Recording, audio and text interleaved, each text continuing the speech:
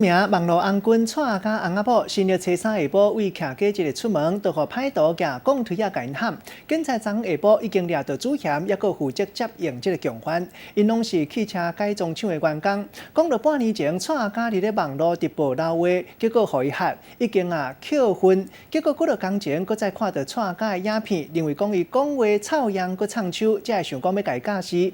蔡阿甲迄当时含有新35礼拜的某，徛奥多摆要出门去食饭。强强互人攻击，因某着惊，主强火冒春秋，赶紧互人送去病院。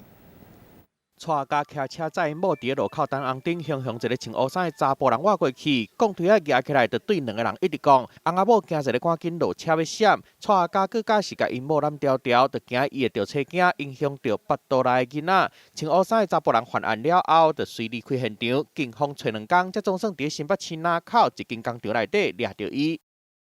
网络上面是互相什么东西？嫌犯甲共党会互警方带转去侦办，伊就是讲推仔讲蔡甲翁仔某的姓陈的嫌犯，因到底是有啥物冤仇，含有新的查某人嘛要攻击。这一只嘛，对，没错嘛吼。这个25岁嫌犯犯案了后，就随甲讲推仔藏伫伊上班的工厂附近。伊到案了后讲，去年8月看蔡家的直播了后，就伫咧下骹留言，想袂到煞互对方呛声，所以心内袂爽。半年了后，佮看到蔡家的新的影片，感觉伊讲话实在伤过唱手啊。初一就甲朋友去蔡家北投因兜外口看地形，初三去现场等4点钟，尾动手犯案。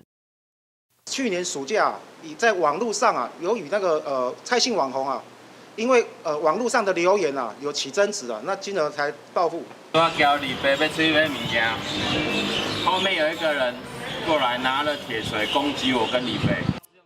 蔡家迄当阵随翕影片收集证据，本来干那是要甲因某骑车出门去食饭尔，想袂到会互人讲家己的手后脚甲脚后捂拢切着伤，因某佫是当场惊一个子宫收缩，送去病院观察。安怎嘛想袂到讲甲网友互动会引起别人的怨愤。记者综合报道。